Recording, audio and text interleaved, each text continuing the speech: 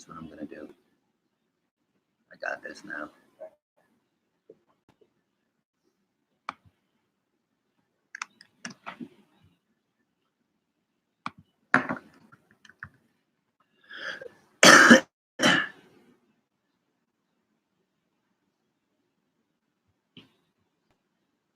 And now, this is live, so don't say anything you're going to regret. For anybody that's been able to find this alternate forum for this Q&A, thank you for being here. Just going to alert the people in the other stream that this is where we're supposed to be doing it. This YouTube stuff is like pretty complicated, it turns out, you know. It's crazy, you know, people do it all the time. I don't know why life is so hard. Okay, here we go. We got a couple people coming in here. This is fine. It's all good. I'm gonna open this thing up. Okay, I'll take that.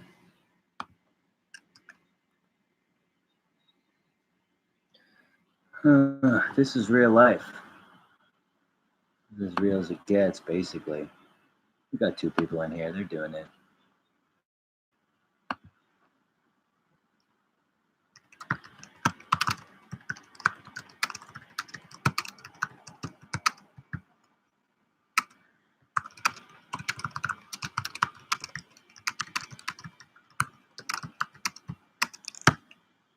Oops, not that.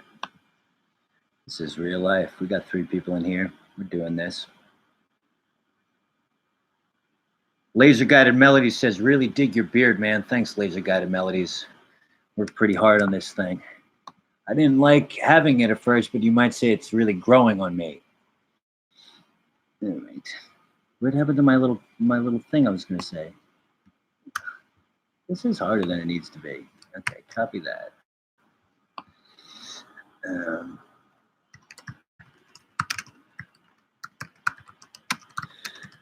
Typing into the other group chat, important announcement from Titus Andronicus.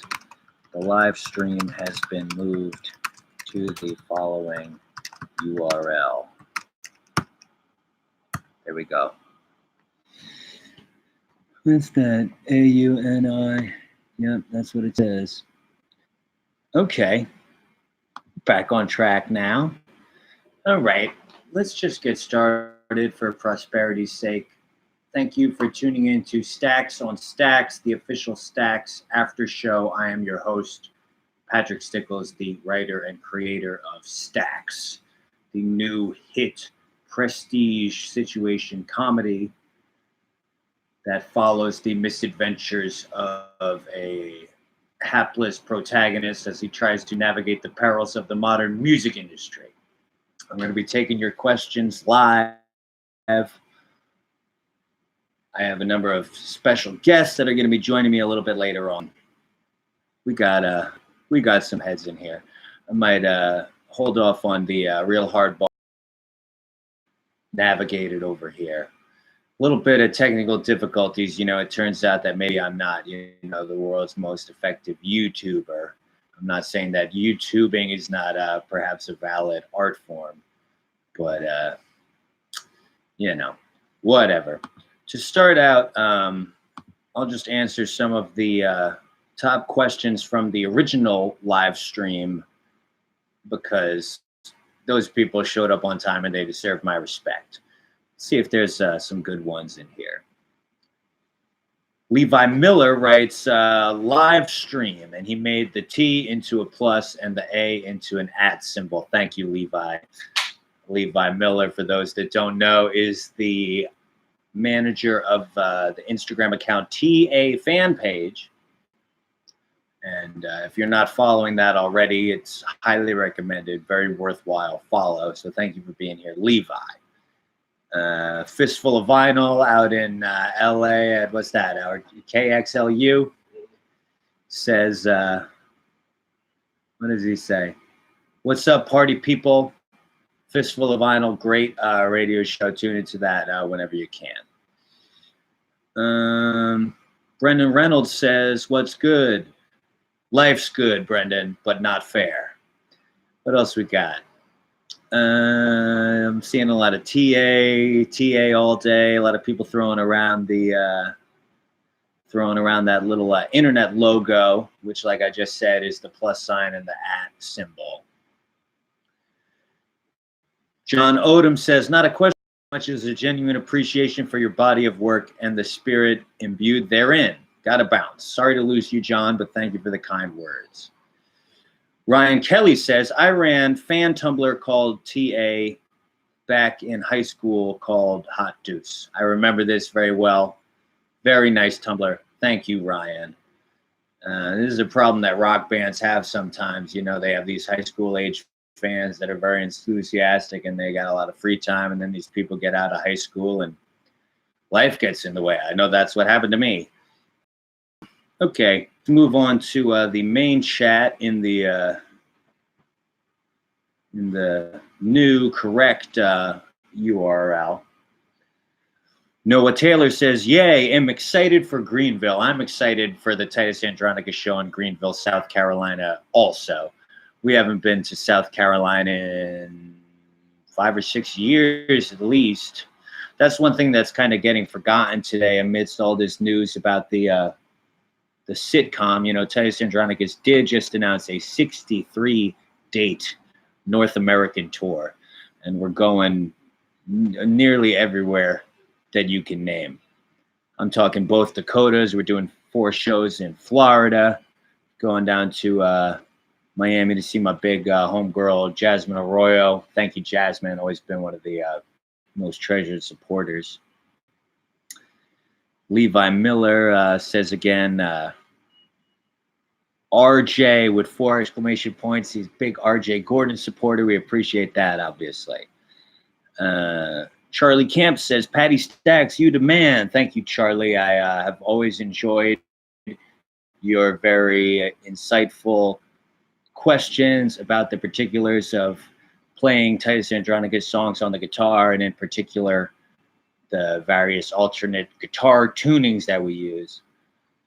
For those trying to play along to the tracks from the new album, an Obelisk, would be a good place to start by tuning your guitar to open D, which low to high is D, A, D, F sharp, A, D.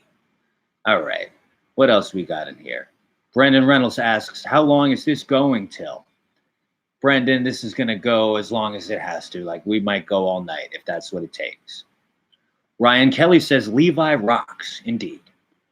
Bobby says something very interesting.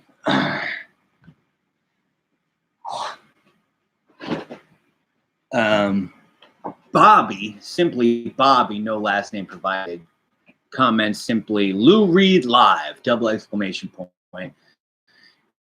He must have been checking out the thumbnail, because indeed, I do always keep a copy of Lou Reed live handy. And for those of you that are saying, Lou Reed live, like, why don't you have Rock and Roll Animal on vinyl? That's taken from the same concert at the Brooklyn Academy of Music. And indeed, like, though it was recorded over 2 nights, November 2nd and 3rd of 1973, if I'm not mistaken, that, but real Lou scholars out there know that the first night's performance was not up to snuff. So both Rock and Roll Animal and Lou Reed live were basically sourced from one night at the Brooklyn Academy of Music. And why do I have this? And this album's got more songs from Berlin on it, which was the album that he was ostensibly promoting at the time. But, you know, by the will of RCA Records, you know, the function of this album was essentially to bury Berlin, which we remember was a catastrophic commercial and critical flop, almost as much as a productive cough. Let's see what else we got in here. But a good catch on that, Bobby. Very good. Okay, here comes a substantive question. Brian, or Bryn, B-R-Y-N, Westover says, hey, man, I'm down in Fredericksburg, Virginia, and can't wait for y'all to play here. I can't wait to come to Fredericksburg on July 27th to play at the Central Rappahannock Regional Library, the good graces of Fredericksburg, all ages. Done 2 shows with them in the past. Can't wait for number 3. My question is, how has your songwriting recording process changed throughout your career? And there's no easy answer to that, friend. But, you know, we've been, Titus Andronicus has been making recordings and writing songs for, come here, for about 14 years now. And, you know, all I can say to you is, you know, think about yourself and the way that you were 14 years ago, and ask yourself if you can even recognize the person that, you know, carried your name around at that time. I know I can't. What else? Brendan Reynolds rightly says Waves of Fear would sound absolutely awesome live. You're right, Brendan. Talk about Lou Reed all night. We're going to have to talk about Titus Andronicus at some point. Okay, here's a great question from Rodrigo Forrest. Hello from Chile. Wow, that's cool. You've been super busy for the past 4+ years. Sort of. We weren't terribly busy in 2017 outside of the studio. Only did 2 shows that year. Pretty sad. Any plans for a new live album? Probably an acoustic live TA album. I can't say that there's plans for that. But I can tell you this much, that our official tour photographer, Brent Weston,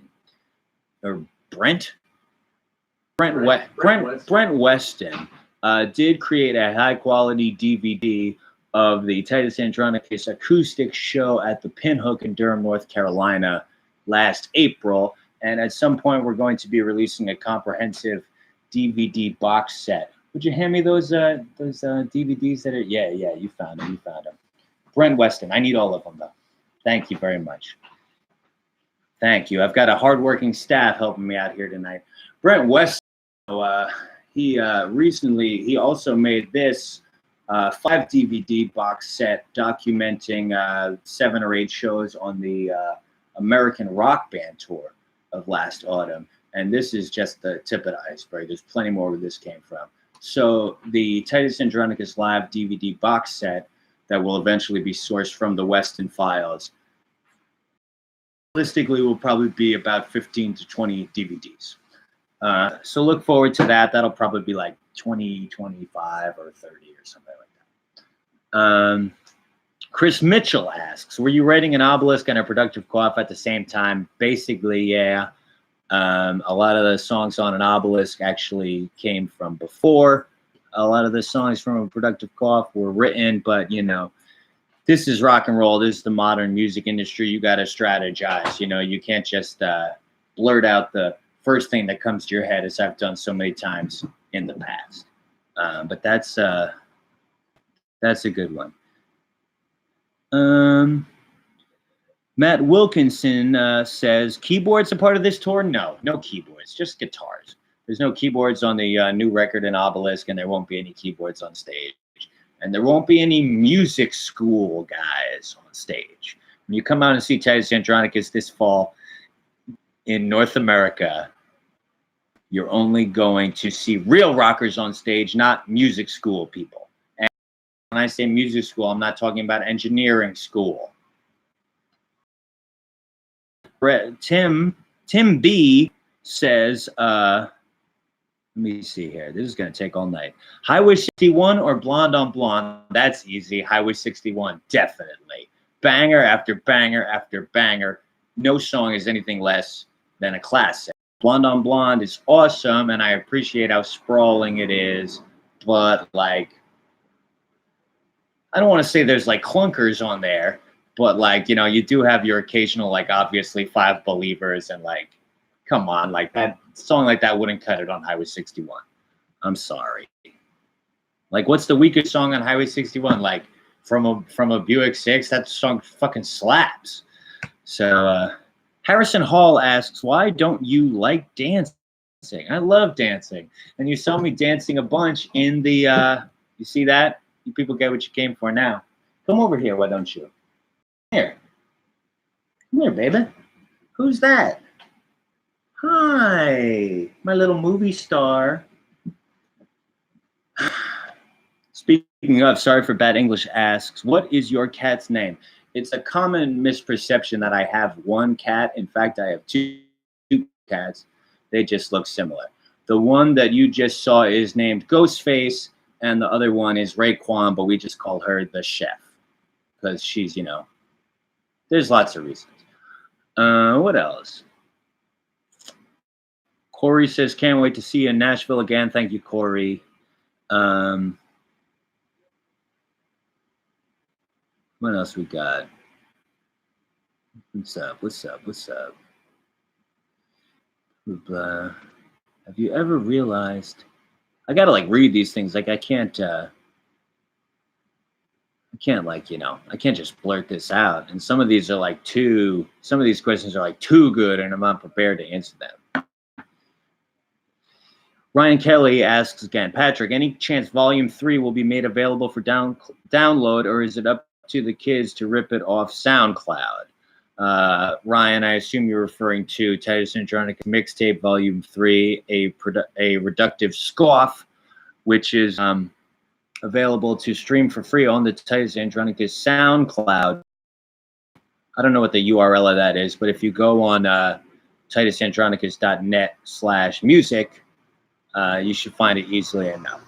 It was kind of it was sort of a long walk for a short drink of water to set up these old-time Mediafire links and stuff for all you real heads out there that were Mediafire. So, I don't want to say there's no chance, but got bigger fish to fry than that right now, not to mix my, food, drink consumption metaphors. Speaking of, this is getting pretty fucking stressful. I think it might be Modelo time. Say it. Modelo time. All right.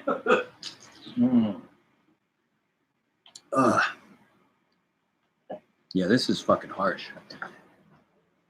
Maybe I should pop in. Whatever. Gabriel McLean says, "Come to Australia." Not the easiest thing in the world to do, Gabriel. That's very, very far away. And we, would depend on somebody to invest and make it really easy for us and pay us a bunch of money. But then again, Screaming Females are in New Zealand right now. Screaming Females, they're so industrious, basically the most legit American rock band right now. Love the Screaming Females, and everlasting inspiration. Maybe if I were able to take a page out of their book, we could get down to Australia and New Zealand someday. But like I said, they're hardworking, industrious. I am lazy and aimless. All 60 North American tours aside. What else?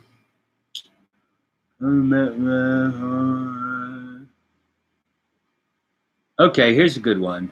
God, this is a lot of questions. We are going to be here all night. Mm-hmm. Little River Creek Police says, love the bit last time you played the songs from an obelisk as Midwest 80s movie soundtrack. Was that for record label reasons? Little River Creek Police is referring to American Rock Band Tour, which was basically organized so that we could, kind of workshop and rehearse the songs for an obelisk prior to going into the studio to record them. We would disguise the fact that these were new compositions by claiming that they were covers from obscure sources, one of which was the soundtrack to the 1984 movie Heartland, which is not a real movie. Those were the more American sounding songs. And then we also would tell people that we had we were covering an obscure British punk compilation called Working Class Blokes. None of this is true, but at that time, I didn't want Titus Andronicus fans to know that we were working on new material, because when you tour as much as we do, people start to get the idea, and when you've been in the game this many years, people start to get the idea that these guys are never going anywhere. I don't really need to invest my time in them. They'll be back in 6 months. They'll be back with a record in another year, and maybe we won't. So don't take Titus Andronicus for granted, please. Let's see here. Kevin Fitzgerald, are the Cats coming along on tour? No, they will be going to live at their aunt's house this autumn. But she's a wonderful woman, and she loves them very much, and they also love her. Let's see. Let's see. Any possibility other recordings from the 5 nights at Shea Stadium being released? I would say that seems unlikely right now, but you never know. 10-year anniversaries can do strange things to a person. So check back in 2025 and we'll see where we're at. But I would definitely not want to promise that. Are there any songs you're embarrassed of? Asks Jeffrey S. During the final Maxwell shows, I recall you saying you no longer wanted to play Theme from Cheers because of the lyrics. It's less that I'm embarrassed about the lyrics because they validate a moment in time that was real for me when I was, a 20-year-old degenerate.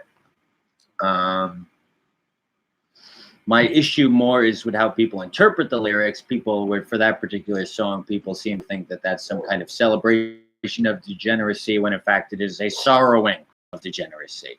And when we play songs that people think like they're saying it's okay to get drunk, then sometimes bad things can happen. And you know how I feel about violence and reckless behavior on the dance floor.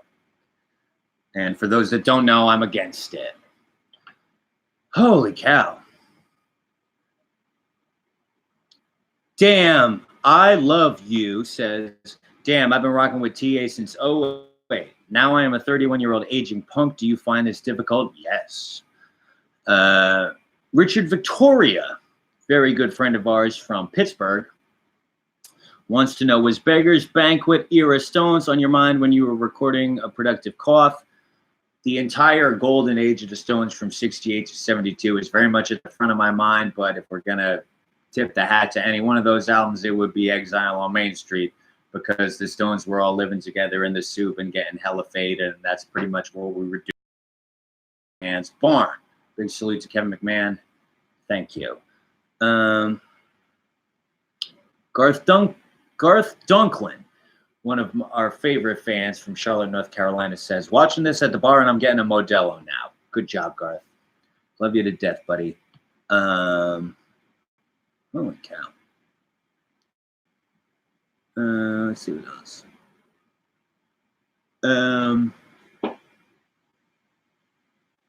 Henry VE. Any reason why you left the Dylan cover? The what Merge Records called A Productive Cough. The Dylan cover is included on a bonus 7-inch.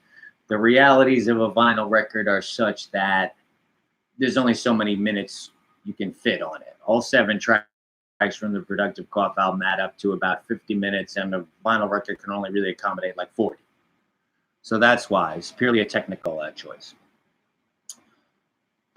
Jason, E-L-E-Y, Ely. After you mentioned the Neil Young's Comes a Time on Stax, are you considering a country album? We did that already. Okay, we're doing good. Sorry for Bad English wants to know, will there ever be a concert in Germany? Back to what I was saying about Australia, if we had the money, we would do it. If somebody made it easy, we'd be there in a heartbeat. And then maybe we'd get invited over to Bob Mould's palatial penthouse that I'm sure he has. Salute to Bob Mould for being a wonderful man. Okay, some of these are too heavy. Are you excited to be, well, let's leave that alone for a second. Glad to see support from Elizabeth Warren's guy on the monitor, says Reagan Hunter. Elizabeth Warren's communications director really recently called The Monitor his favorite album of all time, and I told him that he could use any of the songs that he wanted for the campaign, because I do believe that Elizabeth Warren is probably the most qualified candidate. Is she electable? I'll leave that to the pundits to figure out. Logan Bollinger, favorite Craig Finn lyric? Too many to name, but I do like the new one from his song Blankets, where he says, I'm keeping up with payments, I'm managing the pain. That sounds familiar. What else? Ian Donahue wants to know, yo, Patrick, when are you and Ryley Walker playing a gig together? from the Magic Morning video, also directed by Concepcion. Not soon enough, I'll tell you that, but hopefully someday. Logan Bollinger. How does it make you feel when fans get a Tia-related tattoo? It makes me feel awesome, but we'll talk about that more a little later.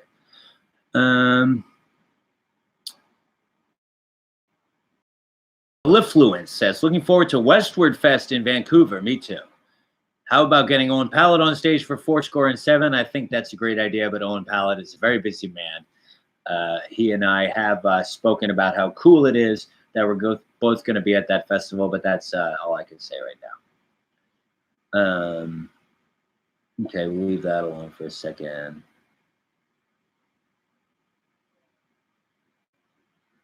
Breakfast Monsters requests that I tell Cheyenne everything will be okay. Cheyenne, everything will be okay. You know what I'm saying? This is a big universe. We are small. As you know, alhamdulillah. If it be the will of Allah, that is my will. That's how I try to live. What else? Okay.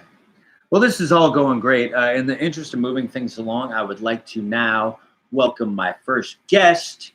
You may have seen this guy playing in the great band Baked.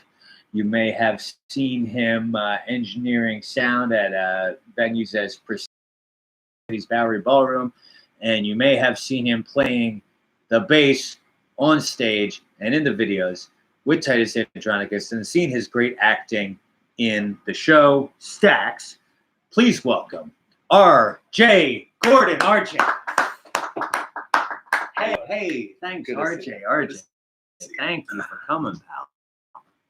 All right, we got R.J. Gordon here. So if you got any questions for R.J., now would be the time to ask. But just a quick little bit of background. Hey, Reagan Hunter. Sorry. Yeah, we love Reagan, of course. And Levi. Levi. All a lot of greats. Garth, wonderful people in this chat. So RJ, just a little background information. You and me, we've been working together for a long time now, right? That's 6 years. Yeah. For those that don't know, beginning in mid-2013, you became the traveling sound engineer for Titus Andronicus. And then around the top of 2016, you became the bass player. Yes, very true. Mm-hmm. Difficult transition for you.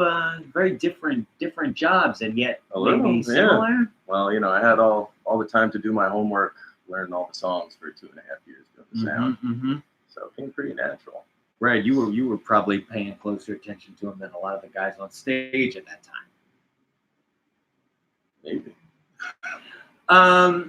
So RJ, just tell me a little bit about your experience filming the sitcom episode that we did. You did a great job, by the way. It turned in a great performance. Thank you. It was a lot of fun. You're a very skilled improviser, and you've done quite a bit of theater, haven't you? Back in school, you did The Music Man. Yeah, a lot of Pippin. Damn Yankees. I loved Damn Yankees. Yeah, that was my a good second show. favorite show. It was a good show. Yeah, it was fun. My only regret, I guess, is having to leave before True Modelo time, the day that we filmed that Gambling with the Dice and Trouble Man Unlimited video. Had to go to work. Bowery Ballroom that night. You know, the city, it's, like I say in the show, it's no joke. It'll eat you alive. Yeah, absolutely. Got to be on your grind over here. Okay, that's wonderful. And if I'm not mistaken, your favorite playwright is David Mamet. Is that correct? I'm a big Mammoth fan, yeah. But the Stacks sitcom didn't have a very Mamet approach, did it? Because we know that David Mamet is famous for telling his actors just read the lines as they are written, as straight and with as little inflection and emoting as possible. Would you say that, so? Yeah, he's very particular about that, but if I could come to his defense, please. With that style of writing, it's all on the page, you know, between him and the director, which would often be him for those dramas anyway. It's all there, and it's a matter of getting it the right way. What we were doing, I feel like, was a little more trying to be honest to the story we were telling and the alternate universe where we exist as real people. Yep. So I think the spontaneity and maybe not knowing exactly what we were doing at certain moments helped make it a little more real, a little more honest, without having to be barked at about lines and how to deliver and all that kind of shit. Absolutely. And Shellac does rock. And also, speaking of playwrights that like very wordy dialogue, you recently got to see on stage Aaron Sorkin's revival of To Kill a Mockingbird. Isn't that show with with Jeff Daniels? Jeff Daniels, yep. How'd you enjoy that experience? I think it's gonna sweep the Tonys. It was one of the best shows I've ever seen. And even though it costs an arm and a leg to go to Broadway and have half a seat, I'll bet. God damn, was it well worth it. Everyone involved with that production deserves to hold a Tony. That was something else. Wow, that is fantastic. All right, we're going to be taking some of your questions for RJ Gordon and myself in a moment.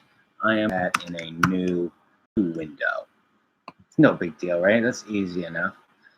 I don't have people to do this for me. I've got obviously, my support system is large and extremely valued, as we see, my buddy RJ here for starters. And we'll see more of that shortly. And as long as I'm, flexing my muscles, I might as well just open up the official Titus Andronicus website, which I do edit and manage. By the way, I am that hands-on in my managerial style, and I'm just going to quickly change the embed for that. And then we will get back to your questions. Thank you all so much for being so patient and wonderful. And I hope that you all enjoyed watching the sitcom today. Would be pretty neat to get some questions about that. Let's see here. So just go take that. I'm going to change the frame width from 560 to 700. And I'm going to change the height from 315 to 394. And I will update. And we are back to the chat. Let's see. Here's a great question from Levi Miller. Is the most valuable thing Bob Mould taught you guys in the studio? Also, are you a fan of Steve Albini's music, Shellac? RJ, that's a great question for you because you had quite a particular relationship with Bob and the engineer Bo Sorensen in that studio, in so much as you acted as kind of a liaison between the rock band and the production team. Sure. Considering, your experience both on the stage and in the studio and behind a variety of mixing consoles. So what would be one thing that you picked up watching Bob and Bo working at Electrical Audio in Chicago and Tiny Telephone in Oakland, California? Well, to be just a little whimsical, I think Bob and Bo showed me that the dream is still alive. Make, these great records and have complete focus and all be on the same page, which is pretty rare, especially in the big city. You kind of have to jump in, plug into this gear. No, we only have this amount of time. Oh, we have to stop making noise at this point. Mm-hmm. It's very regimented. They're obviously both extremely well studied. Look up the credits if you don't believe me, especially for Bo Sorensen. That guy's done a lot of work.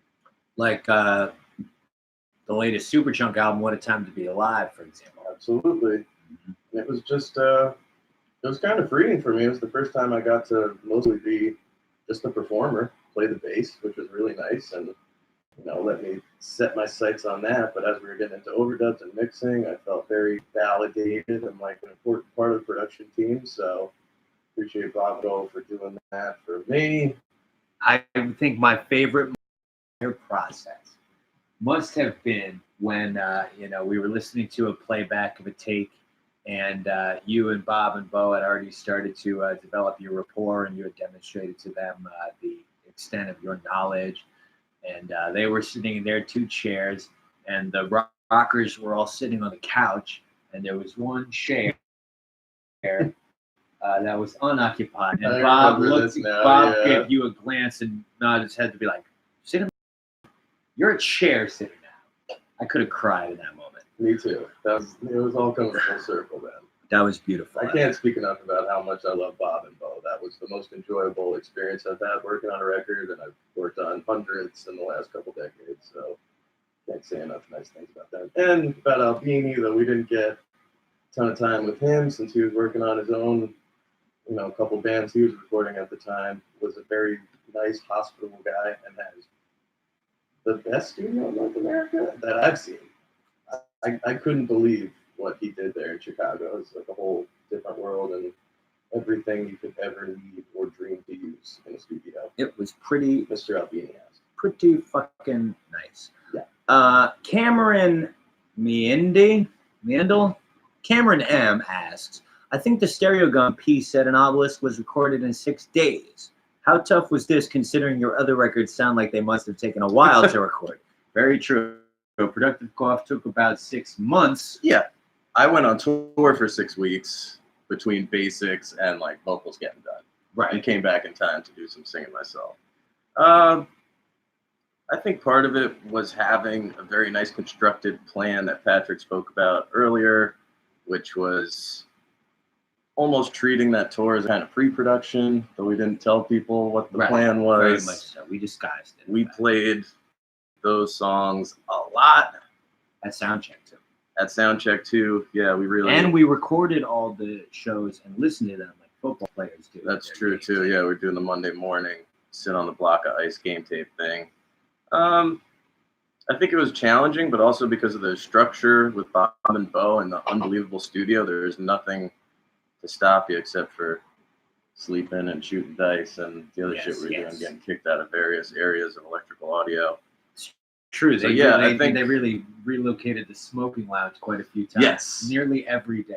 But I think with Bob and Bo's schedule, kind of like we go from this time to this time with a break here, kind of all respect each other's needs. And like when I was done playing the bass, I went and made a nice sauce. We had a family dinner that night. That was another. So I think we all understood each other, and treating it like a full-time job made it a lot easier as opposed to kind of living your normal life and then moseying in and out of the recording process. You being an Italian, you really understand the bonding, and communal elements of the whole dinner time experience. Sure. I believe it was D.H. Lawrence that said, "When love goes into the pudding, good is the pudding." What do you want? That's right. We're doing yes, you Yeah, that's what it's there for. Okay. Oh Lord. Yeah, you said it, bro. That was for when you made that sauce. That was good. What else we got here? Can we see more RJ dancing in the future? They like your dancing, RJ. I'll try. Thank you, Zeke. Ben Roylance, true Ben Roylance on Twitter, that wrote the definitive review of the Most Lamentable Tragedy for Tiny Mixtapes. Nice. Forever grateful for that, Ben. You could have a garlic knot too. Yeah. RJ. Oh, yeah, bro. They're bringing sauce, though. No sauce. RJ, is bass the best instrument? No.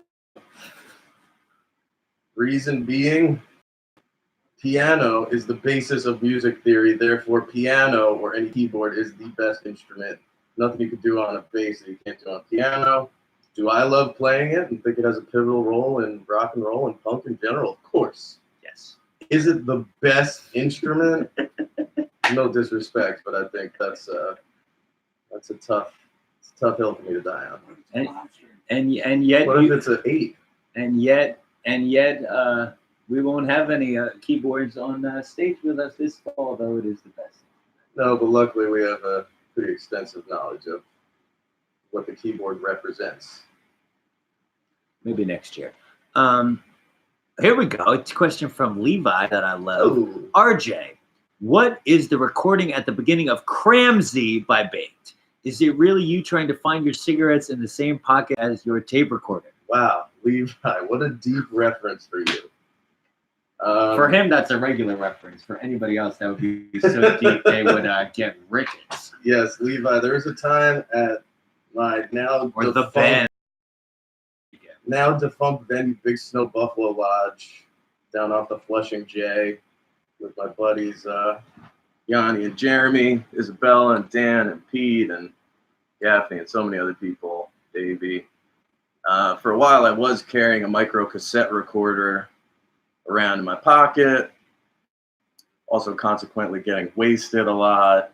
I think at that point, I had to cut out me knocking on Yanni's bedroom door because he was pretty pissed at me.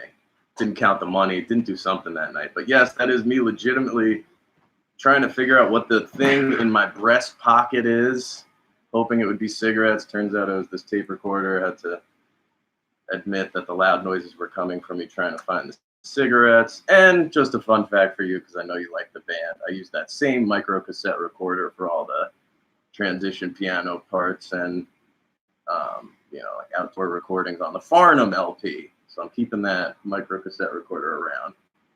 Maybe bring it on this tour. See what we can't find to bring to half speed. Very good. Thanks, Levi. You're the best. Okay, Prince Daddy wants to know, what is Poopy Diaper's best song? And like I said in the show, I haven't heard their music yet, though I understand it is lit. But from what I've seen online, I believe their most popular song is called something like Radical Self-Care. So check that one out if you can. Eddie shit. Okay, RJ and Patrick. Husker Du versus Sugar versus Bob Mould solo. What's your preference? Wow, tough call. That's difficult for me to answer because the most incredible thing about the whole Bob Mould catalog across all those acts is the totality of it and the twists and turns that he's taken over the course of his career. And the fact that he's done it for so long with so much integrity. So to take away any one of those components, it wouldn't be the same thing. I could not have said it better myself. There's no way you could have any without the.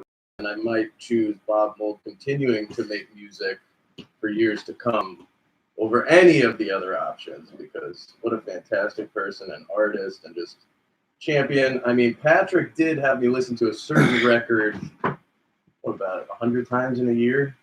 Oh, and I had that CD. When you had that CD in the van? You got to be talking about my. I'm pretty sure. I have to have my favorite. One's got to be the favorite, and that has got to be Copper Blue by Sugar. They don't get any more perfect than this. This is a 10 out of 10 right here. Mm-hmm.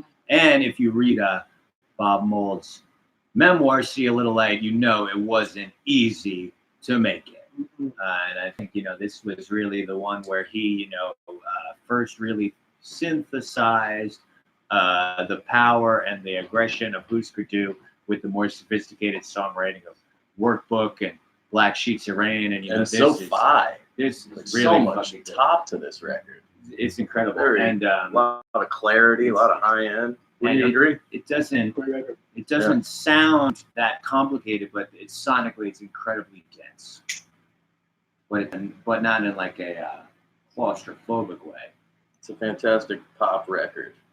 And if you think that it's a little bit too pop, guess what? It was recorded contemporaneously with the Beaster EP, which is as brutal as it gets, and yet as satisfying in a kind of song way as Copper Blue is. Bob really, deeply understands the human condition. I think he's exemplified that over the last 40 years. So 40 years. People. 40 years. Almost half a century. He's still doing it, and he's kicking ass as hard as ever, as we saw. Yeah. When we opened those shows. Also to his incredible rhythm section of John Worcester and Jason Narducci. And good old Che Arthur doing the front of house, and your buddy Avel on stage management. Stage and guitar tech. Love you, Avel. What a well-oiled machine of true pros. Incredible. All 5 of them. I can't believe you could put on a show like that with just 5 people. It's great. That's where the bar is nowadays. Okay, the Noisy Life wants to know how much choreography work went into the Just Like Ringing a Bell dance in the bar scene. The dance was fantastic. Thank you, Noisy Life. That's nice. I probably taught that dance to you guys. Did we talk about it before that day? You mentioned it a few days before, and then the day of, we're like, what is it? Start on the left, and right. And he showed us again. I'd say top to bottom, all the dancing scenes took what, like 20 minutes? Something. It was pretty expedient. Do you remember how to do it? Ooh, ooh, ooh, yeah. Ooh, ooh. See, that's the secret. Ooh, ooh. That's right. On the double. Okay. Vitor, Richard Victoria wants to know again, is that a freaking Steel Wheels Tour t-shirt, RJ? Yes, my friend and bandmate in Baked, Isabella Mingione, gave me this, and it's even cooler because, can you see that? I can't see. You can squat a little bit. Working Crew, it says. Working Crew in 1989, and this was also a special tour for me because it was my first show at Shea Stadium in utero, of course. I was like negative 4 months old, I guess, at the time, or 3 months old. And by that, you mean the actual baseball stadium where the Mets play? Yes. Okay. Precisely. To be clear. One and the same. Okay. That's very good. I have a deep affinity for.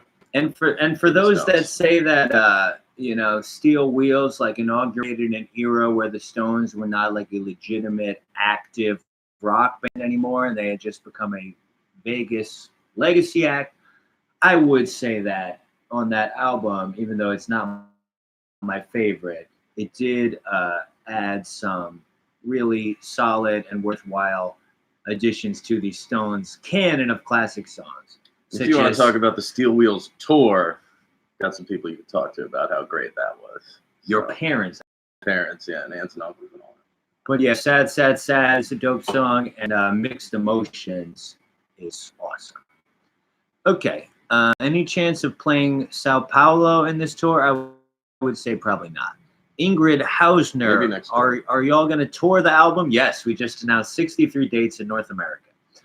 Okay, what we got? Ryan Kelly wants to know, you guys looking forward to the Sopranos prequel? I believe he's talking about the Kings of Newark. Yes, definitely. Been a big fan of everyone involved, so hopefully it'll live up. Well, they got Terrence Winter, and everyone's still. That's all great, but I'm of the opinion that the Sopranos finale, though it is controversial, is actually awesome and perfect. Me too. I love it, and that's why it's good that it's a prequel and not continuing the story at least. Right. Prequel, still, I can live with. There's something to be said for leaving a good thing alone, and establishing newer, younger, fresher IPs instead of rebooting and refreshing. But if it's like a little movie in the same universe with the same producers and writers and creators, I'll give it a try. All right. Okay. And I probably will too. Yes. When does that come out? Are we on tour? I think they're still working. Point. Good Where's stuff Jim? here. Past his bedtime. Logan Bollinger wants to know, do you ever worry about the state of punk music in the way that people worry about the state of, say, the novel? And I suppose you mean that it's like basically an obsolete and academic art form now, not fit for mass consumption.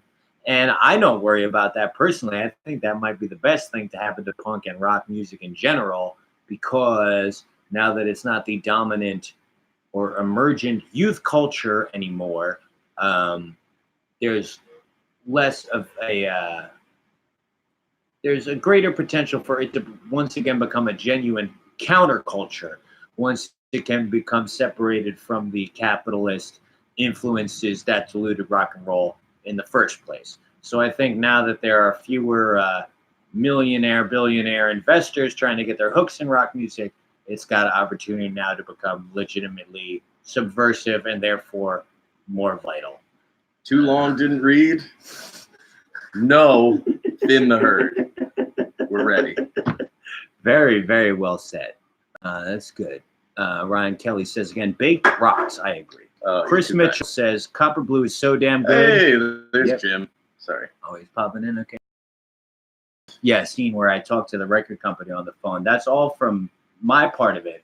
Is all right. Single shot. And Ray Concepcion was like, there were other takes that were, just as good with the acting, but this is the only one with the cats. And I said, well, then we're gonna do the one with the cats.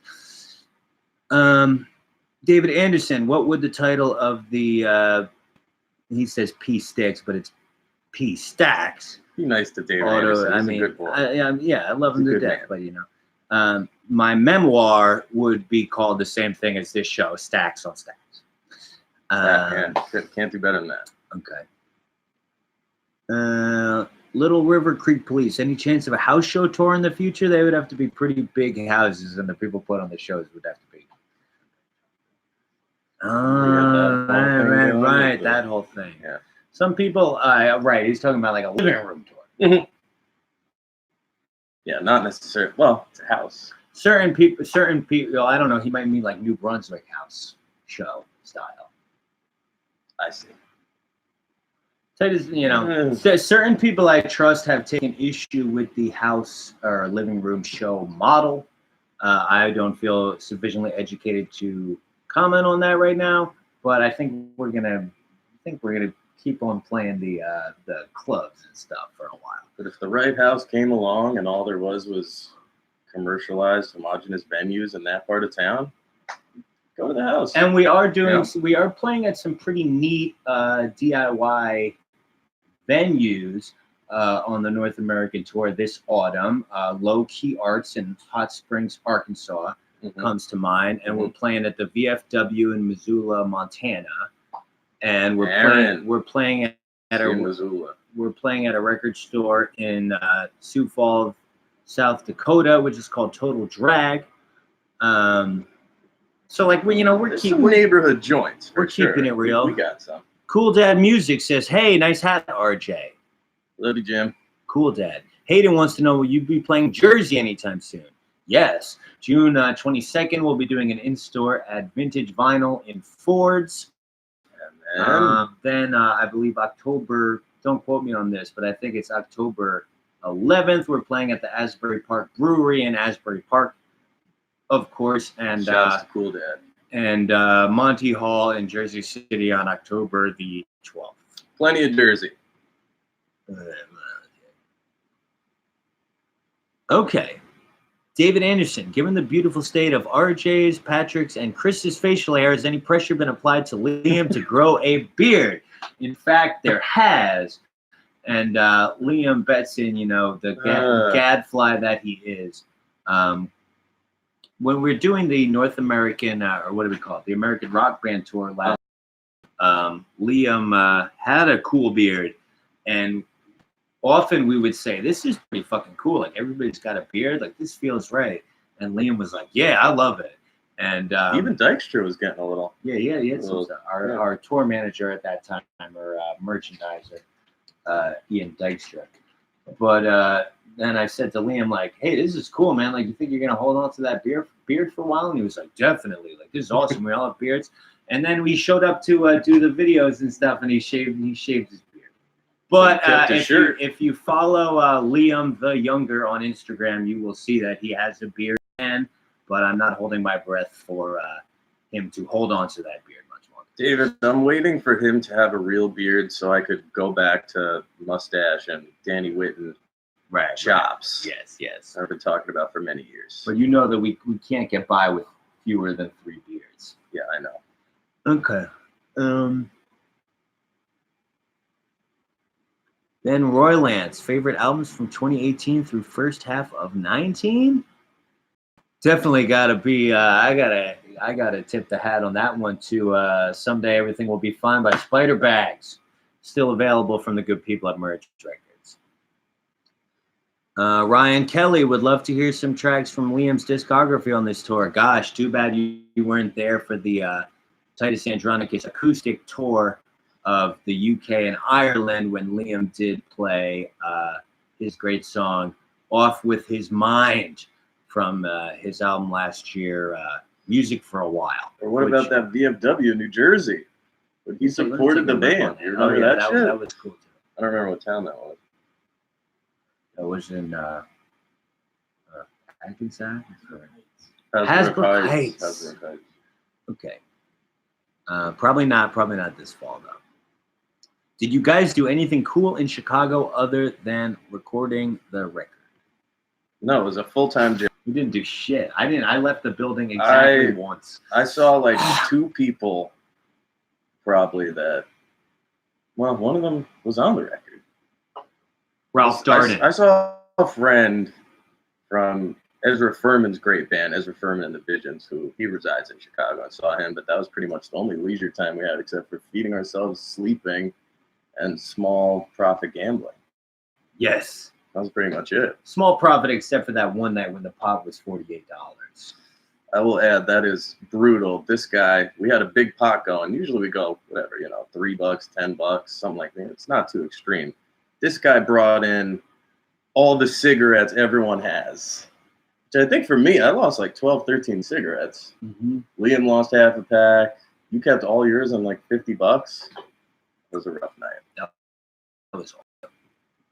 Yeah, I only, after the second day, I only left the premises once when you guys had already gone off for your dinner, and Bob Mold and Bo Sorensen persuaded me to accompany them up the street to where they were going to eat. Where'd you go, the sushi joint or the Italian place? Something like that, yeah.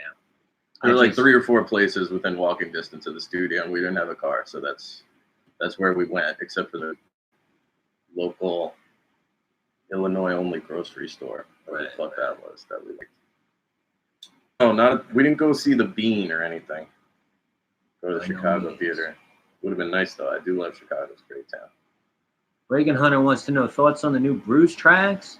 I liked Here Comes My There Goes My Miracle, or whatever it was called, well enough. I thought that I liked how Bruce was really belted it out in that really nice, rich, resonant tone. The other one that sounded like Harry Nilsson, I didn't like very much. Did you hear him? No, didn't listen to either of them. Brian Westover wants to know favorite Clash song. It's hard to choose. Probably got to say that. I don't know. It's hard to say, but it would be by Mick Jones. I'll tell you that. I'm torn right now between Train in Vain and Somebody Got Murdered from Sandinista. I'll say this, on that first show I ever played 16 years ago, we covered London's Burning, not to be confused with London Calling. London's Burning, covered that song, so that has stuck with me for a better part of 15, 16 years. I love them all though, man. That was a very wide, beautiful career to all to be celebrated. I think we had that on this past tour. Listen to every Clash LP, top to bottom, in discussion. Sounds familiar. The American Rock Band tour. Great band. Dominic Victoria wants to know, how did it feel to get name dropped by JPEG Mafia back in 2015? It didn't feel good because he was my bathroom break. He was dissing Titus Andronicus. He said, "This is no indie shit, no Titus Andronicus." Like, he's not indie. Are you kidding me? Dude's like a third-rate Death Grips wannabe. And if you go on Genius.com and search for that song, which is called like "Hit a Lick on the White House," I believe, you might find a verified annotation about exactly what I think about him. And you're not allowed to diss me, like, period. You know what I'm saying? I have my pride. And maybe I should have just left that alone, but you're not allowed to diss me. Like, that's not okay. And, but that's all I'll say about it. JPEG Mafia is kind of cool, but talking shit about Titus Andronicus is not all right. And he's trying to play like he's not indie. Okay, buddy. That guy's not going to be around next year. What else we got? You are listed as a co-writer on one of my favorite Weezer songs, "Foolish Father." How did that come to be? Thoughts on the final product? Great song. I got an email from Rivers Cuomo's assistant in the autumn of 2010, and I thought they were just making fun of me, but it turned out it was real. And then we had a day off in LA, and I went to his studio in Santa Monica, and we just kind of banged it out. And I thought the finish was cool. What do you think about that, Al Nets? Weezer. Any covers on tour that you're thinking of breaking out? Logan asks. Yeah, we'll see. Okay. Yeah. Here's an interesting one from Daniel Matthews. You talk about rock being a young person's game, but has anything about being an artist gotten easier as you've gotten a little older? Oh, that's very intriguing. You never stop to think about that. No. I guess it's like any other job, how, with greater experience comes, more familiarity and more ease about certain things. taking care of yourself on the road, or knowing how to play your instrument or whatever. But it's a tough duality. Would you prefer comfort and ease, or excitement and uncertainty? Right, and Because, the arrogant youth. Yeah, when you're young and you think you're the fucking best, it's pretty easy to do whatever. Get out there and feel awesome. Make it happen. Modelo time all the time. Get a good support team going and make it happen. When you're older, I guess it's easier because the expectations are measured.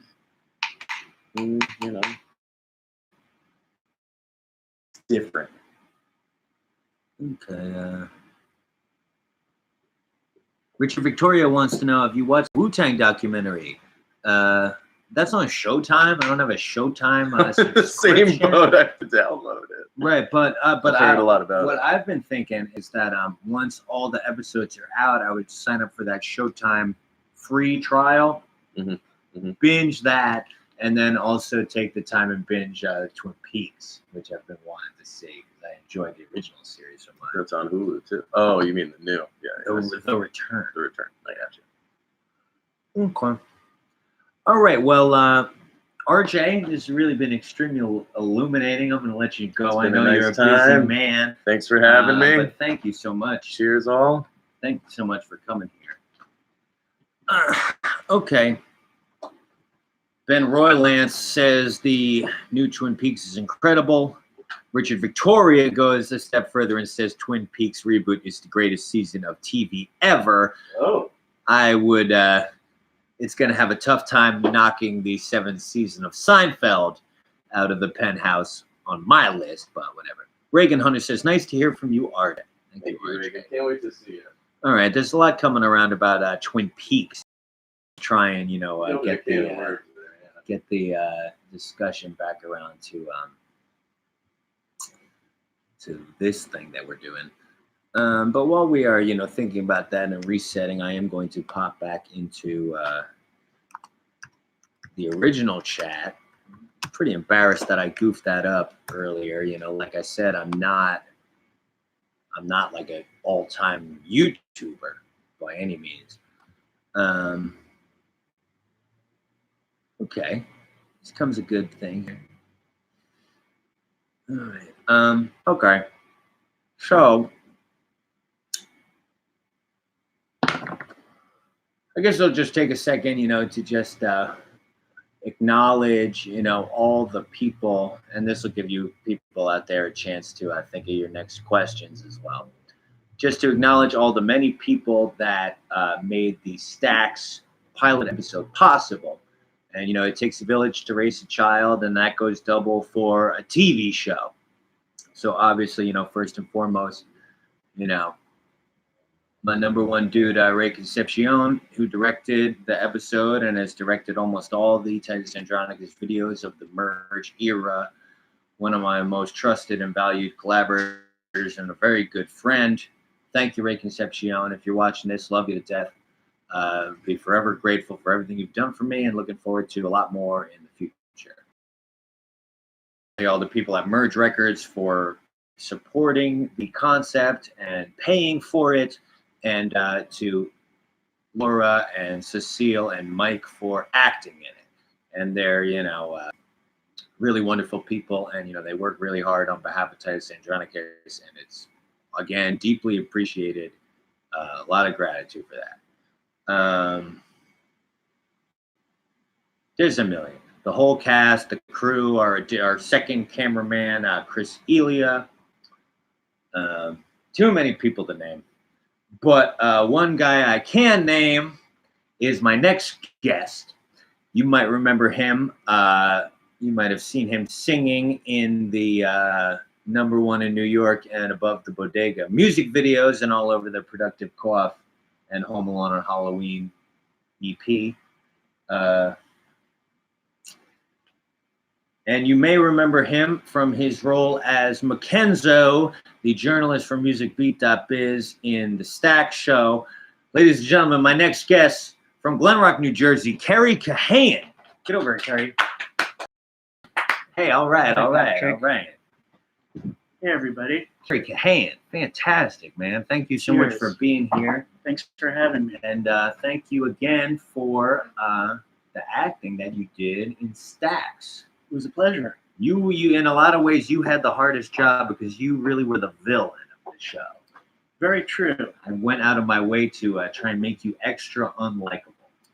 Yeah, I tried to be as unlikable as possible, but it wasn't too tall a task because I have met quite a few figures that present themselves in similar capacities as my character over the years. Yes, we all have. Yeah.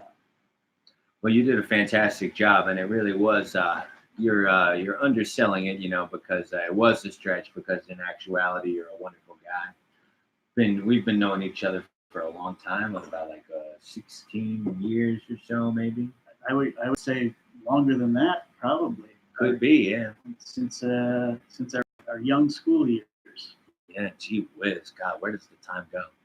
We're dating ourselves now, huh? Yeah, we are. That's the order of the day, though, isn't it? We were speaking before about those the idea of the basement show or the house show, and I think that's where we really started to become friends. Yes. Just back in North Jersey house show scene. Indeed. Which was, I would say, my most formative years. I would agree about myself. So yeah, and talking about that, that's where my inspiration for a lot of the projects that I've undertaken, and including this one, and including being able to hitch up with y'all and collaborate. It harkens back to those days and that Jersey scene, which despite the differing paths we've all taken, is still in my mind constantly, still an inspiration. Same, for sure. Happy that we're still connecting with all those people after all these years. And, absolutely. That connecting with people like that, with whom you share those formative years, that really helps you to keep the fire burning and stay connected to the part of yourself that still remembers how it felt when you were discovering these things and experiencing them for the first time, right? I would agree. Yeah, I distinctly remember the early days of Titus Andronicus shows, including numerous incarnations of your musical endeavors. Plenty of incarnations there. Yes. Dozens. I believe the first collaboration we had was probably you had conceptualized a festival called Patstock, right, which took place in Glen Rock, New Jersey, our shared hometown. Yep. And this would have been about 2003 or 4. Probably, yeah, yep. Probably. In my mother's basement. In your mother's basement, your lovely mother's basement, yes. Who was very kind enough to support all of our artistic pursuits. Yes, in a house that she just sold this month. So congratulations to my mother. She just got married in November. So her and her wonderful husband and my fantastic stepfather, Tom, they'll be moving into a new house. And I'll tell you, when I was helping her move out, the basement was completely empty. And I said, Mom, we should have another one of those concerts then.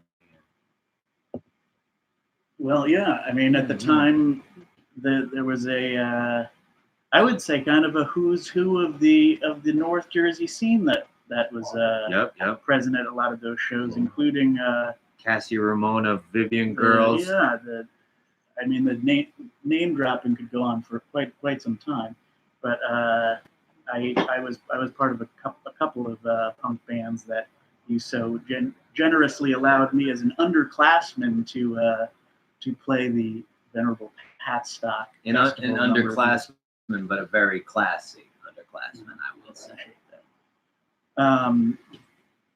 Let's see what kind of questions you got. Yeah, let's see what's going on. Here's a good one from Logan Bollinger. Earlier, you said you had more to say on TAA-related tattoos. Interesting. Indeed, I do. But Cary, you might have something to say about that. I do. So? Thanks for the question, Logan. Well, I've been a fan of your music for quite some time. In fact, I started playing guitar around the same time that you formed your first band, I would say. And I remember distinctly there was a specific venue that was a shack related title back in the day that I used to see play at. The Hate Shack. Yes, it was called the Hate original Shack. Titus Andronicus practice space at Ian Gritz's house. Correct. His pool house. Yes. Even though he did not have a pool. There was no pool, but there was a pool house. A room adjacent to the garage. Yeah. And I remember seeing a number of shows there and saying, you know what, these are the formative musical influences of my hometown. I was very much a Springsteen child, including my father and my mother bringing me up on Jersey-centric music, and I thought, you know, I'm gonna make sure that this stays with me forever. And then I think I was about maybe 14, 15, something like that at the time. Mm-hmm. And then about 15 years later, I decided to follow up on that. Mm-hmm. And so probably I would say I didn't want to make a rash decision. So I took a good 15 years to think about it, and finally got the inscription right there. There it is, folks. You know what that is. I still don't know what it means. What a gift. I assume it's an upside down crucifix and an anarchy symbol. Yeah, that's correct. That is correct. One to oppose the church and one to oppose the state. I heard it has something to do with the band. Well, then getting a Titus Andronicus tattoo is a great idea. You don't need to rush into it. There's plenty of time to get a tattoo. 15 years. Unless you're like me, who, waited 1 month to get his crass tattoo after learning about the band. What else we got here? Rodrigo Forrest says, I've got to say, Mackenzo has got to be one of the best critic/villain names ever written. To that, Ben Roylands also says, music journalists are the devil. That might be a little bit of a bridge too far. But, it's easy for a guy like me to, project onto these critics. And whenever anything's going wrong for me, to avoid accountability, I can say, if it wasn't for that damn media, I would have everything that I want. But, again, the sitcom is a satire. It's a heightened reality. It's more a representation of how life feels for me, how it is. Yeah, and I would say it was an interesting role to play because in reality, I am part of the cultural media. I've had a history of journalism in the past, although never a critic. I have gotten the opportunity to interview a number of artists, and so I've been in the companionship of some critics that I was able to draw upon and really embody that Mackenzo spirit, almost to a chilling degree. Chilling. Well, it was definitely it was very scary sitting opposite. It was a scary set, yeah. That was because I am method. I don't know if that was mentioned. Right. So there was quite a bit of abuse, but I appreciate your respect for my craft. It's what needed to happen, and you did a fantastic job. The looks were unbelievable.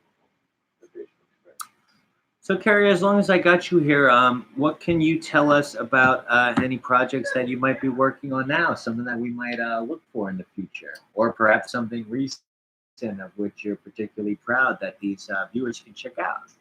Well, I am still, to this day, playing music, although to a degree that is a bit split with filmmaking. Actually, my first 7-inch was recorded with none other than Kevin McMahon. Oh my God! At Marcata with a band that I was in about 10 years ago called Average Girl. Yes. Recorded subsequent. I remember our days overlapped with another near and dear New Jersey punk band called Liquor Store. Oh my God!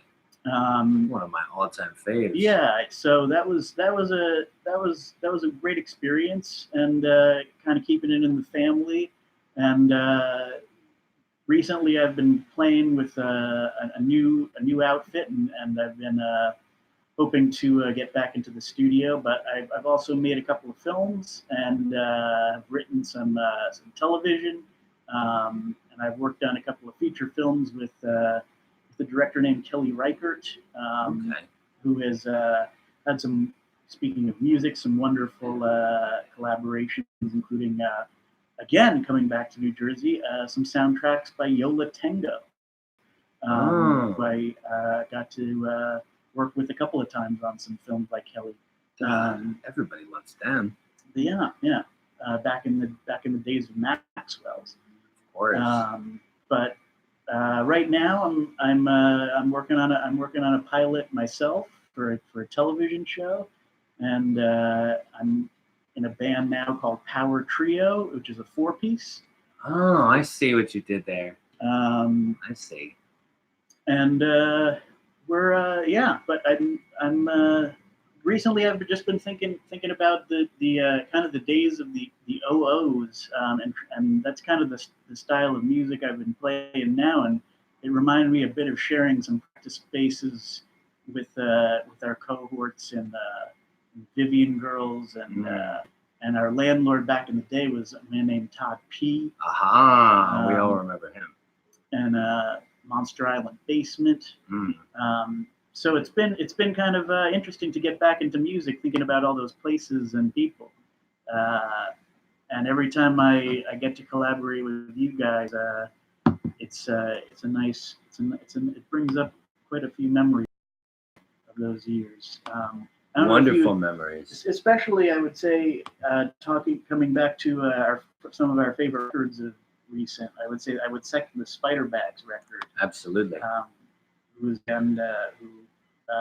especially influenced me when I was a young man. And Dan McGee's been a wonderful friend over the years as well. Amazing.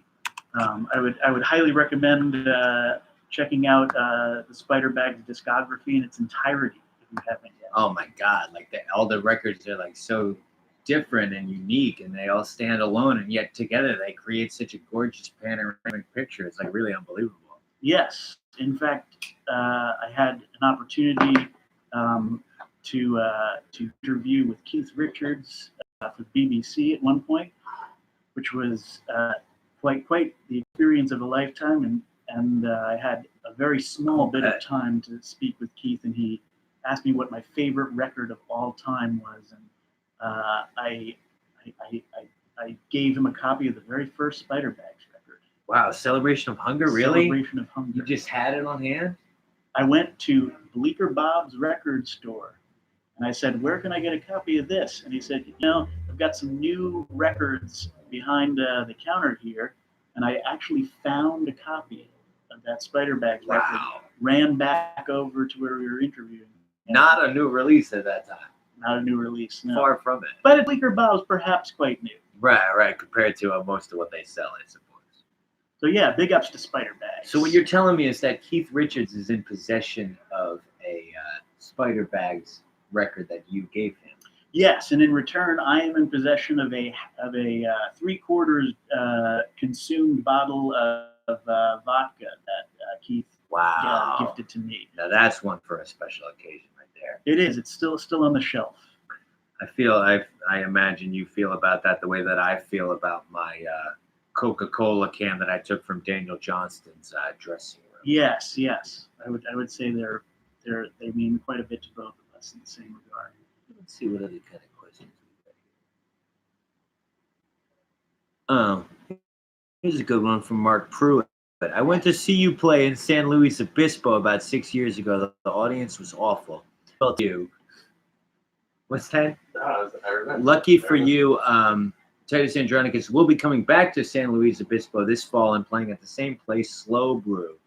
And that was a really weird show. I remember it well because there was only like 10 people there, and 8 of them just came to brawl and have a melee on the dance floor.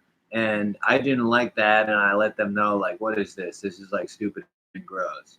But when I look back on it now, and the way that I feel about dance floor politics nowadays, the entire audience was so into the weird macho pagan ritual, like MMA thing that they were doing that, like, what can I say about shared behavior and activities between consenting adults. That's what they all wanted to do. But You got something to the monitor and the come in here for a second, Jay. Okay. I was at this show. I was doing the sound, and I remember it was tough. I didn't really mind them doing the thing until it actually got in the way of the show, which was grabbing pedals, tipping over the monitor, Right. That's not doing whatever on stage. So that even got in the way of my job and the nice people at Slow Brew's job, where it's like you can't even get the show you want if you keep carrying on this way.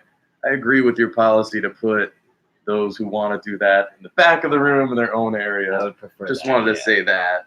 I agree. It was a nice time until they started messing with the band. Thank you, RJ. Okay. Well, love the enthusiasm. Very good memory. Okay. But like I said, we're coming back to San Luis Obispo. We're back at Slow Brew. We're ready to put the past in the past and hopefully, move into a more positive and inclusive figure. Jesus Christ, this thing's going a little long. Can we touch on something that we both share a love for that has to do with the pilot that we made, which is Seinfeld? Sure.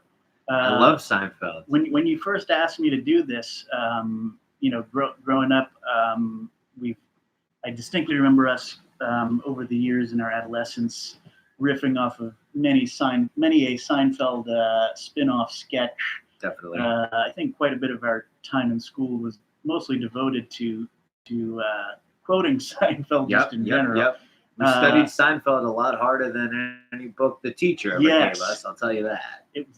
Much of my academia was based entirely on Larry David and Jerry Seinfeld. That was where we learned how to live. That was the show that made me say, when I grow up, I'm going to move to New York City and fret endlessly over the most meaningless thing. Exactly. And that's how I'm going to spend my life. And I have, and it's great. And my buzzer's going to sound... Not that there's anything wrong with that. My buzzer will sound every 6 or 7 minutes, and someone will come up, and I'll have a number of rotating friends that will conveniently exit and enter at numerous times. But I just wanted to talk to you about in writing this. It does hearken to an inspiration that seems to be rooted in Seinfeld. Absolutely. So maybe we could talk a little bit about some of our favorite Seinfeld, not even just episodes, but just what that meant to us and what it means to what we're doing now.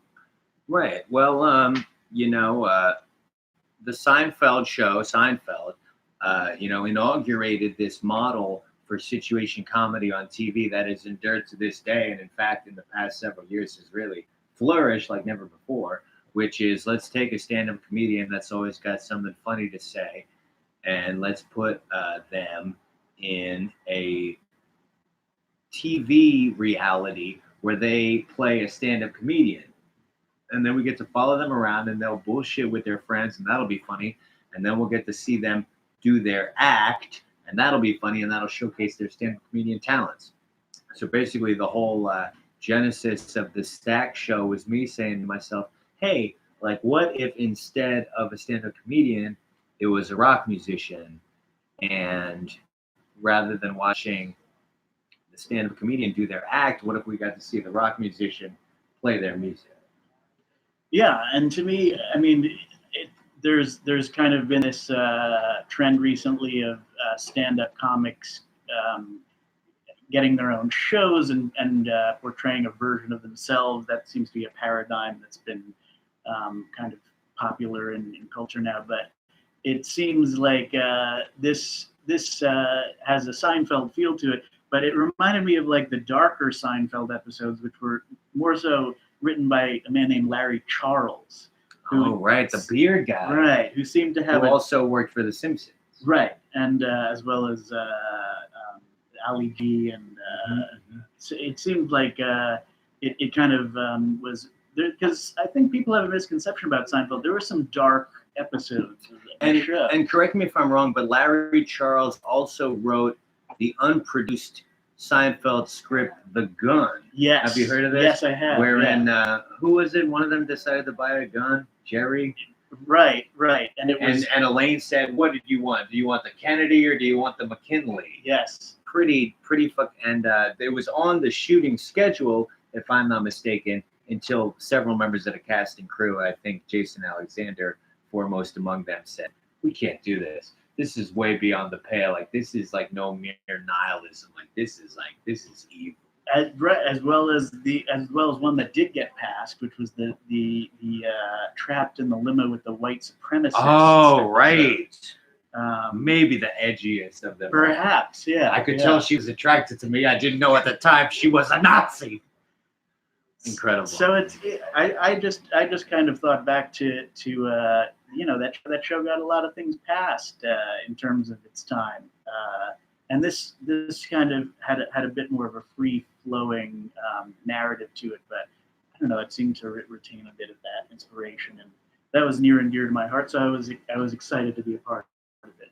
Definitely, very insightful. To follow up on that, Rob Evans says your show needs more jokes, which I don't think is necessarily unfair. But again, the prevailing trend in comedy nowadays is, or like as far as like half-hour scripted television shows go, is that they're not really very funny. Like they're like funny things happen and the people are funny, but there's not the laugh a minute joke writing of a Seinfeld. Right, and kind of bridging off of that, in reading Ray Concepcion, a very talented filmmaker, he mentioned that one of his inspirations when he was cutting this and shooting it was Chantal Akerman, who, as myself being I don't think any film school nerd like myself could graduate without seeing some Chantal Akerman films. He mentioned Jean Dielman, which is a film about the day in the life of somebody that is kind of quite simply that, and really studies in a way that I think a lot of audiences at the time were confused about moments that were trying to look for meaning in, where the meaning itself is actually the routine or the internal monologues that people are going through instead of externalized dialogue. Wow. So I thought that was a very astute inspiration for him to go by in shooting this. So in terms of needing more jokes, I don't know. I think the balance is pretty precarious with something like this. Very much so. So I don't know. It seems like it's a program that might not be going quite after jokes necessarily. And not necessarily. Alex F says, there was one episode in season 1 of Seinfeld where they didn't put Jason Alexander in it, which prompted Jason to say he would leave the show if they ever wrote another episode that didn't include him. He won. That's absolutely true, Alex, although I do believe that is in season 2 or 3. You're talking about the episode where Jerry and Elaine go to Florida. And it must have been season 3 because it's not the... No, not. Maybe I'm getting myself mixed up. Because there, at one point, maybe it was George's father was replaced with a different actor. Yes, But I feel like that Morty Seinfeld may have also been recast at some point.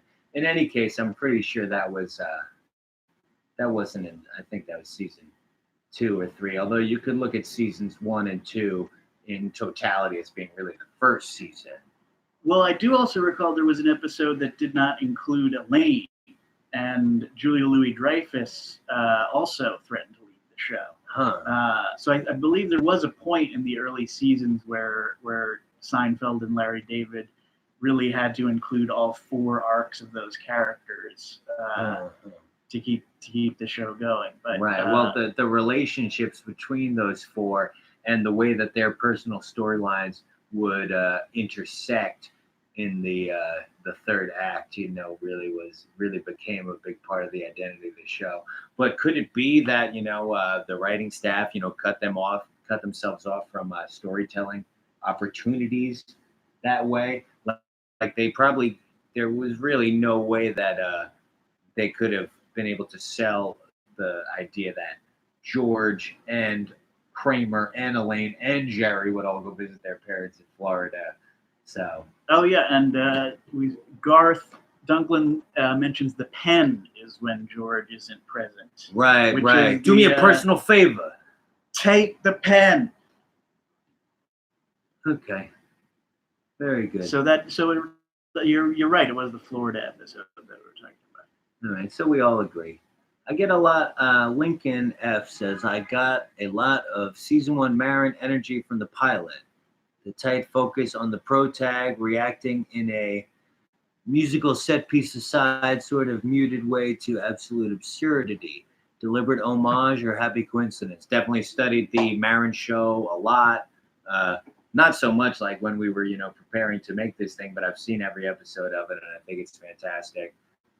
Although there's even an Easter egg for an astute viewer. Right. Yes. I guess we won't say what it is. Yeah. But definitely a big influence in Mark Maron to say a wonderful man. All right. Well, Cary, this has been great, man. I'm going to let you go. Thank you so much for stopping by. Thanks, guys. Thank you again for your inestimable contribution to Pilot, the good friend that you've been all these years. Thanks for watching, guys. Obelisk. There you go. Do yourself a favor. There you have it. All right. It's almost time to start wrapping up. But I do have one last little special guest on the docket, unless there's any anything. I got my smokes real quick. Yeah, you can. I just want to thank everybody for tuning into this live stream. I apologize for the technical difficulties earlier. If should the day ever come when it will be appropriate to do one of these again, you got to come in from over there, though. Like where they are. If ever the day should come when it will be appropriate to do another one of these, we're going to sort that out a little bit more. Okay.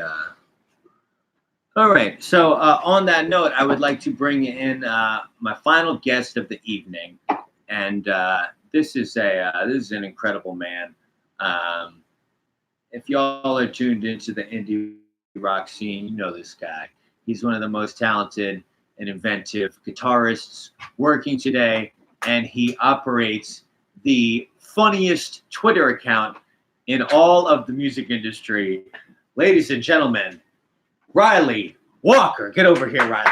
Yeah. Hi, thanks for having me. All right. Congrats on your new record. All right. Congrats. We got Ryley Walker here. Wow, this is a thrill. Ryley, I'm such a fan of yours. Thanks, man. Like I said, your music is really pretty mind-blowing, always very deep-fried. You're not afraid of making big swings, taking big chances. I admire that very much. No, and it's the band blockers I'm prescribed. I think there's a little more to it than that. But, and like I said, I'm a really enormous fan of your Twitter. And I got to tell you, I feel like you are really filling a void right now as far as comedy that is tailored towards a rock or indie rock audience. Yeah. And only followers know that. I'm sure that all the people in here are very much familiar with your jokes. And one of the big reasons that you're here is that you actually have an additional jokes credit. You were part of the writer's room for the Stack show, and you wrote additional jokes. Do you recall the joke I'm referring to? I do, yeah. I'd like to say that your performance and the fellow cast members' performance of it really delivered it. But the genesis of the idea was that a lot of these younger bands were all great, a lot of talent out there. Oh, absolutely. A lot of them are called yeah. A lot of them are called like Mommy Poopy Diaper. So I think I made like a riff about that. And of course, it fits into your really wonderfully produced television program, Stacks. I'm a big fan of it. And, when us old heads up here, the late 20s and early 30s indie rockers, the shit we had to go through for these damn kids to call their bands Mommy Poopy Diaper.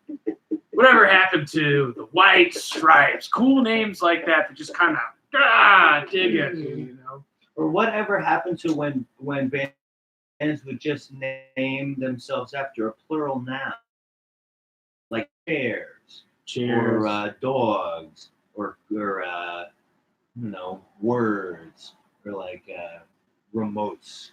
Or like, Well, the trend about 10 years ago, when you and I were both slowly climbing the ladder of the underground rock and roll scene of the Midwest and East Coast, triumphing across this fair land from New York to LA in a crappy van with only a few dollars and a worn pair of boots, but a great attitude for punk rock. Every band then was called like Pizza VHS.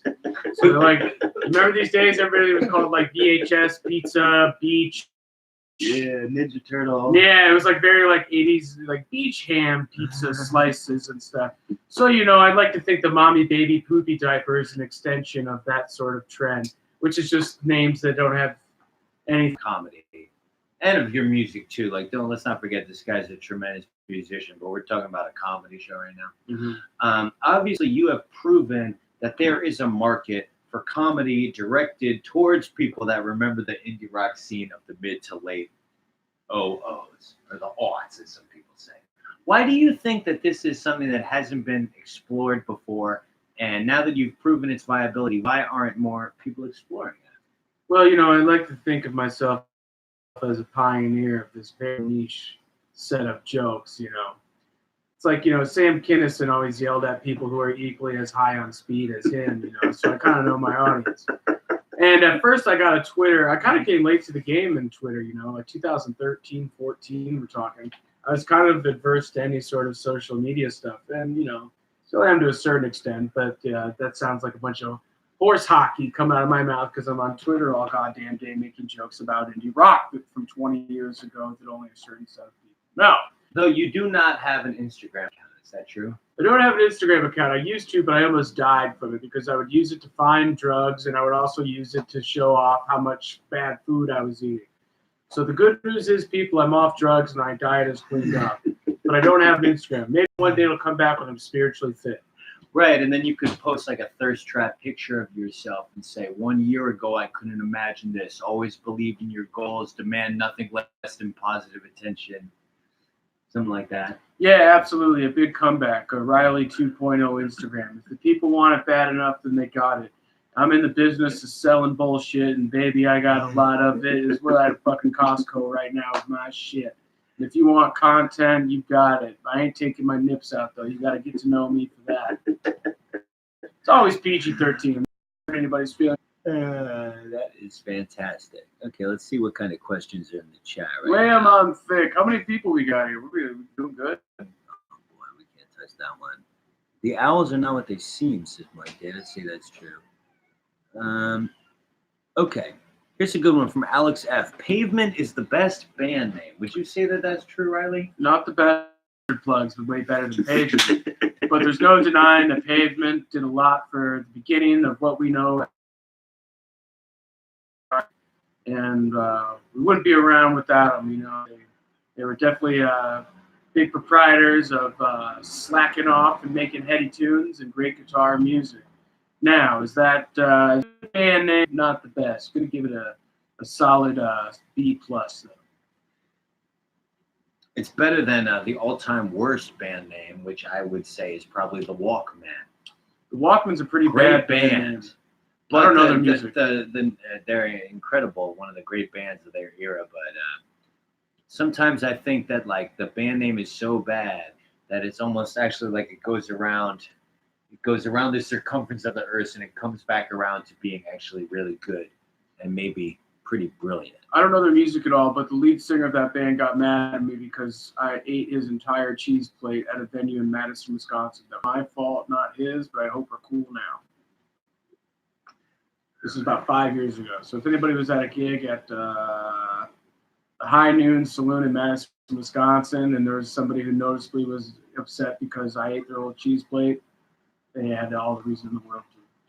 High Noon Saloon in Madison, Wisconsin. I do believe Titus Andronicus will be playing there on our autumn North American tour. Hey, it's an easy load-in. Sounds good. Stage works. They got a lot of good restaurants in the area, and it's right by State Street, which is famous for its brats and cheese curds. I recommend everybody in the Wisconsin border go. If you're coming from Milwaukee, it's only about an hour and a half. You doing a Milwaukee show too? We are. Yeah. Wow, you're hitting the dairy lane like a real badass motherfucking band should. That's a true Midwest tour. Go Brett Favre, cannon on that guy, throws a fucking ball 90 yards, doesn't give a shit.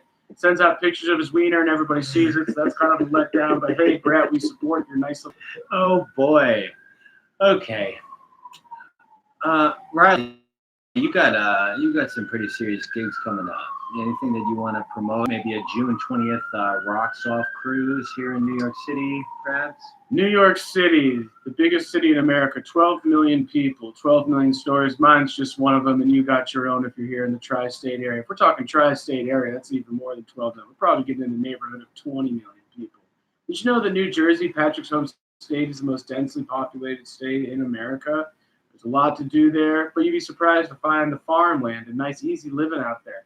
There's creeks, there's rivers, and heck, there's even a lake if you want to dip your feet in on a 4th of July barbecue. I recommend putting on the sounds of Mobb Deep when you do that. Anywho, I'm playing Rocks Off June 20th, which I'm not certain.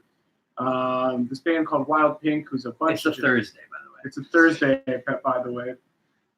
This band called Wild Pink, who's probably the most rocking band out there right now, next to Titus Andronicus and the new record of Obelisk, obviously. Did I say that right? An obelisk. An Obelisk. It's okay. Yeah, sorry.